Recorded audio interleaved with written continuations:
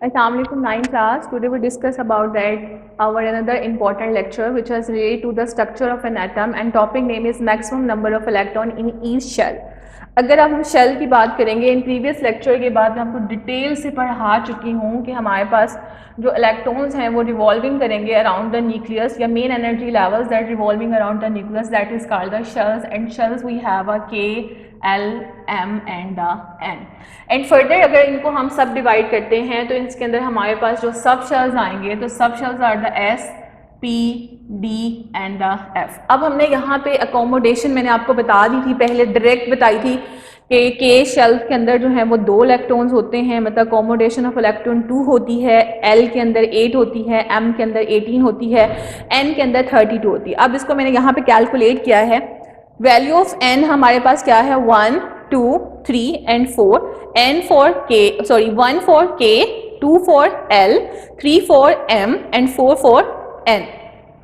के L M N are the shells and the N जो है वो हमारे पास क्या है द एनर्जी लेवल्स या energy levels are represented by the N and N value are 1 2 3 and the 4।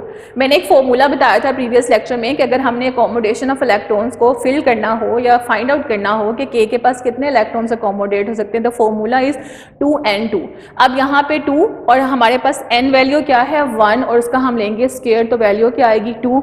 उसके बाद हमारे पास वैल्यू क्या है n वैल्यू क्या है 2 और शेल कौन सा है l। अब l के पास हमारे पास जो इलेक्ट्रॉन्स की अकोमोडेशन देखें अब फिलिंग करते हैं, फॉर्मूला क्या है 2n2। अब 2 स्क्वायर 2, ठीक है। अब 2 मल्टीप्लाई बाय द 4 आंसर क्या आएगा 8। इसी तरह से हमारे पास n वैल्यू क्या है दैट आर द 3, तो हम इसके अंदर वैल्यू को पुट करेंगे 2 multiply by the 9 answer is 18। उसके बाद हमारे पास क्या है n वैल्यू, अब फॉर्मूला पुट करेंगे और n वैल्यू हमारे पास क्या है 4 किसकी n की, तो हमारे पास 2 मल्टीप्लाई बाय द 16 क्योंकि 4 का हमने लिया है स्क्वायर, यहाँ पे 3 का स्क्वायर लिया, यहाँ पे 2 का स्क्वायर लिया और यहाँ पे 1 का स्क्वायर लिया है, इसलिए मैंने इंडिविजुअली यहाँ पे भी राइट कर दिया ताकि आपको ये बात पता चल जाए कि हमारा आंसर ये किस तरह से आया है। 2 multiply by the 16 that is answer is 32। तो we can in simple word we can say that the accommodation of electron, the k shells accommodate the 2 electrons, the l shells accommodate the 8 electrons and m shells accommodate the 18 electrons and n shells accommodate the 32 electrons, ठीक है। अब number of sub shells, अब हमने number of हमने ये तो find out कर लिया कि हमारे पास सब शेल्स क्या होते हैं k l m n are the sub shells और उसके अंदर accommodation of electrons k are 2, k के पास 2 इलेक्ट्रॉन्स, l के पास 8, उसके बाद m के पास 18 और n के पास 32। अब हमने ये देखना है कि सब शेल्स के अंदर कितने जो हैं वो अकोमोडेशन ऑफ इलेक्ट्रॉन्स पॉसिबल हो सकती है।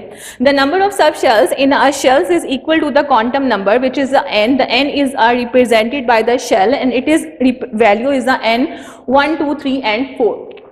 अब हमारे पास n वैल्यूज क्या हैं that is the 1 and then 2 3 and 4 and n for the 1 for the k and 2 for the l, 3 for the m और 4 फॉर द n, ठीक है। ये बात अभी मैंने आपको स्टेबल में भी बताई है।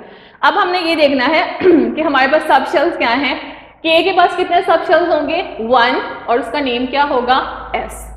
l के पास कितने सब शेल्स होंगे 2, नेम क्या होंगे s एंड p, s भी होगा और p भी होगा।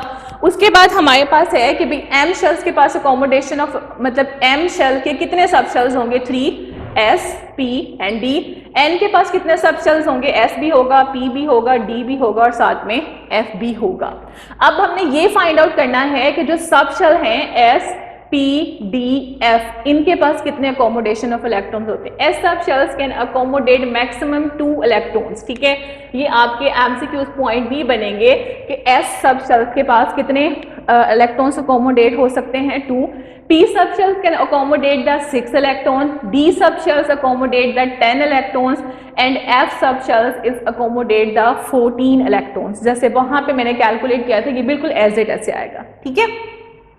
अच्छा, अब हमारे पास इलेक्ट्रॉनिक कॉन्फ़िगरेशन क्या होती है। कल के प्रीवियस लेक्चर में मैंने आपको ये बात बताई थी कि जब हम इलेक्ट्रॉनिक कॉन्फ़िगरेशन की बात करते हैं that are the distributions of electrons around the nucleus in various shell and subshells, कि हमने इलेक्ट्रॉन्स को डिस्ट्रीब्यूट करना है किसके अंदर शेल्स के अंदर और सब शेल्स के अंदर। अब शेल्स किसके गिर्द रिवॉल्व करेंगे अराउंड द न्यूक्लियस, ठीक है। According to increasing energy levels, K से L की तरफ जाना, फिर L से M की तरफ जाना, M से N की तरफ से जाना, this is the increasing energy level is called the electronic configuration.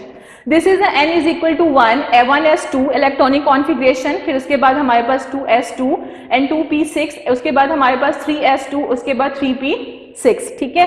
अब हमारे पास यहाँ पे ये मैंने वैल्यूज यहाँ पे पुट भी की हुई हैं कि हमारे पास k शेल है, k के अंदर कितने सब शेल्स हैं, एक सब शेल है और जिसका नाम क्या है s, तो यहाँ पे आ गया 1s, ठीक है। उसके बाद हमारे पास l के पास कितने सब शेल्स हैं, दो सब शेल्स हैं s और p, ठीक है। तो यहाँ पे आ गया 2s2 एंड 2p6 और अब ये जो 6 वैल्यू किसकी है, यहाँ पे मैंने आपको बताया है कि p के पास कितने सब शेल्स होते हैं और s के पास कितने सब शेल्स होते हैं, 2। इसी तरह से हमारे पास जो m शेल है उसके पास 3 इलेक्ट्रॉन्स हैं, सॉरी 3 जो हैं वो सब शेल्स होंगे। m शेल्स के पास 3 सब शेल्स होंगे s, p और d, और यहाँ पे अगर हम ले रहे हैं 3s2 एंड 3p6 ले रहे हैं। अब आपके पास अब इस इलेक्ट्रॉनिक कॉन्फ़िगरेशन के थ्रू अब ये इलेक्ट्रॉनिक कॉन्फ़िगरेशन जो है वो बेस करती है सब शेल्स के अंदर, और जब अगर हम सिंपली इलेक्ट्रॉन्स को डिस्ट्रीब्यूट कर देंगे कि मतलब कि इनटू द k और l के अंदर, तो वो क्या कहलाएगी, distribution of electrons on the basis of the shell, ठीक है। तो इंशाल्लाह इस सीक्वेंस को हम फर्दर नेक्स्ट लेक्चर में डिस्क्राइब करेंगे। तब तक अपना बहुत सारा ख्याल रखिएगा। अल्लाह हाफिज़।